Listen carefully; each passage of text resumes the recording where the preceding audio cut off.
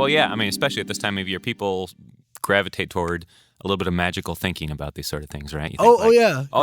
This is the year I'm going to do this this magical program. I'm going to do this magical diet, magical technique. Even more, if people ask me, well, should I track my macros during the holidays, like at meals? And I'm like, well, it depends. Like, if you don't want to, if you really just want to enjoy the time with there's nothing wrong with that. There's nothing wrong with that. But if you YOLO and you just eat whatever, don't be surprised when you've put on 10 pounds. Don't act like what you don't want to do is be completely mindless about it and say, well, I'd really like to stay lean, but I want to eat whatever I want. Like, you don't get something for nothing. Right. You know what I mean? So having an idea but if you say, well, I'd like to maintain most of my leanness, but I'd also like to, back off a little bit on being so strict, and you kind of have like some cognitive restraint in there, that's fine. But again, it's a discussion. And if you say, you know what I value is being lean as hell, and I don't really care about having dinner with I'll go to I'll go and be around my family, but I don't want to eat that food, then that's fine too.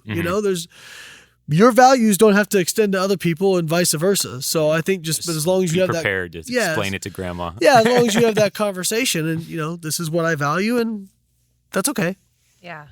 Yeah. And how do you balance? I mean, because you work with kind of both spectrums. You work with currently and in the past with kind of the extreme of competing, prepping on the top elite professional stage versus, just someone who either getting ready for their first show, maybe not even a bodybuilder, but also power lifter, completely different diets.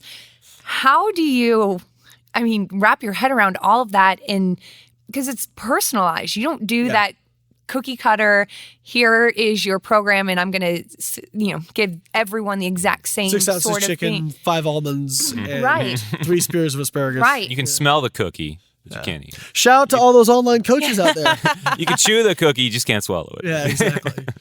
I think that's a really big part of like talking with your clients and having making sure that your expectations and their goals are the same. I mean, I've had people who are, they want to lose 30 pounds in 12 weeks and they're maintaining their body weight on very low calories. And I have to explain to them, well, this is not a reasonable expectation for what you want, right? Here's what I think is reasonable. And I have to make sure that, okay, they're either going to they're going to lower their expectations to match mine, or we're not going to work together, right? Because the one thing you don't want is their expectation to be here, yours to be here, and you hit yours, but not theirs. And even though you did the best job you could, they're unhappy still, right? So that's a big part of it. And also, like I said, context. I mean, I'm a fan of moderation for the most part in most of these situations, because I think moderation makes you... I'll give an example. When I was younger in my 20s and bodybuilding was like my entire life and consumed me, I would be trying to be really strict during the holidays. And what would happen is I would, when I was not able to be strict, I would just YOLO and say, screw it. You know what I mean? And go into hell with it mode and eat whatever I wanted. And for days on end, or for just for a meal or, that sort of thing. But I mean, anybody out there who says you can't gain body fat in one meal they do not know what they're talking about. I always do seminars. I'm like, how many people, have heard that? People say, oh, you can't gain body fat in one meal. I don't know where this came from, but I mean, people raise their hands. I said, how many of y'all know that's bullshit? And everybody raises their hand because they all know that, you could go out and have a real big meal, be 2 or 3 pounds up the next day, and people say, oh, it's just water weight. Well, water doesn't stick around for a few months. You know what I mean? If it's water, in a couple of days, it's gone. Right. So it's poop weight. Water or poop weight. Yeah, exactly. See, just the solution's coffee. Just drink some black coffee and run it right through you. So, or as also affectionately known as poop juice. So it's one of those things that I found that if I allowed myself to relax a little bit, I actually became more adherent rather than less adherent because I took those firm restraints off, and it made it a little bit easier. I'm a fan of flexible dieting. A lot of people know about that. It's not because I want to eat candy and stuff all day. That's not why I'm a fan of flexible diet. I'm a fan of flexibility because it improves sustainability and improves consistency. That's why I'm a fan of flexibility for most people. If I thought that eating quote unquote clean foods was the best way to get to my goals and only do that, I would do that because I'm all about my goals. But I also know that adherence is probably the number one thing for success with regards to nutrition. And a lot of people just aren't honest with themselves about what they'll be able to adhere to. I mean, I see this all the time with people who are like, this is my last cheat meal ever, as they're plowing stuff down their face. I'll never cheat again. Yeah. It's like, you cheated 3 days ago. Like, stop it. You need to set yourself, stop setting yourself up for failure and start setting yourself up for success. Yeah. And I think we need to stop looking at, especially with the obesity rates in this country, people go, oh, it's just willpower. People just don't have enough willpower. I think that's probably not true.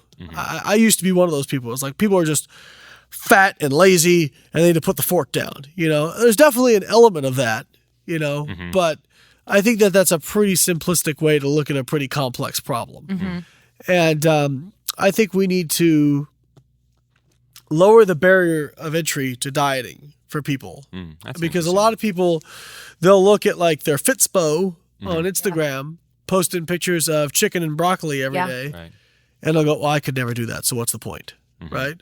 Well, no, you don't have to do that. If you could just, cut down a few hundred calories a day or maybe you can't get in the gym 2 hours a day, but can you get in 45 minutes? It's better than zero, right? One of my, I think Les Brown said, start where you are with what you have, where you are right now. Something to that effect. Or do what you can with what you have with where you are right now. And I think that's a huge thing to understand. And for some people, I'm fortunate enough, I work from home. If I want to go train 3-4 hours a day, I can go do that. Right? Some people don't have that benefit. But I value being a high achiever in my sport. And some people say, well, you don't make any money from powerlifting. Why is that? Because I want to. Because money, I can always make money, but how people get to say they went to a world championship and got a silver medal, that sort of thing. So, having those conversations about, okay, what's important to you? I mean, I've even told people, I'm like, listen, I'm a libertarian. If somebody wants to be fat, if they're happy being fat, who am I to tell them, hey, you should lose weight? Right. We all know people in the fitness industry who are the most miserable people you've ever met who have unbelievable physiques, right? You look at them and people go, oh my God, if I could just be you for a day. They're miserable. They're a miserable human being to be around. Not all of them. Not all of them. Most of them fine. I have most of my friends in the fitness industry. But we all do know people who have great physiques or a lot of money or pick whatever or some job that seems really attractive and people go, oh, I just wish I had their life. Right. No, well, I think at the end of the day, I like what John Lennon said when his teacher asked him when he was in 4th grade, what do you want to be when you grow up? And he said, I want to be happy. And she replied, you didn't understand the question. And he said, you don't understand life. Right? So that should be the goal, right? To be happy. So like I said, that's my long, convoluted answer to your question. Yeah. It was a finish to the question. Yeah. But if, like I said, if somebody's happy being fat, who are you to tell them that they need to lose weight, right? Or who are you to tell somebody what their goals should be? And I think, getting away from that and lowering the barrier to entry and stop being so fat shaming,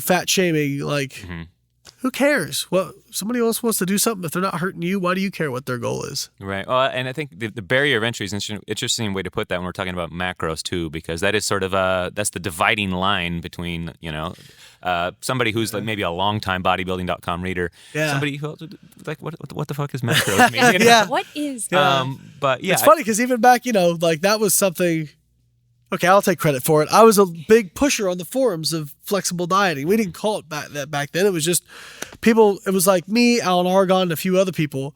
And people would ask us, well, is this food okay? And we basically say, well, can you hit your macronutrient goals for the day? Then yeah, it's fine, And so it became if it fits your macros, because that's literally what we kept saying over and over, right? I think Eric Kernreich labeled that term, and then that became later flexible dieting, which was a little bit, they're the same things. People think they're different for some reason.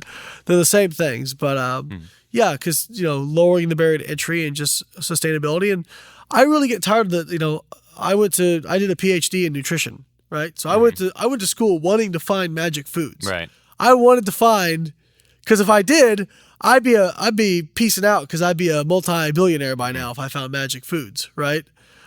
But there aren't. There's really not. There's no good or bad foods. It's all just about context. You know, like you can eat too much of a quote unquote good food, right? And there's certain amounts of bad foods that you can have and they aren't going to hurt you.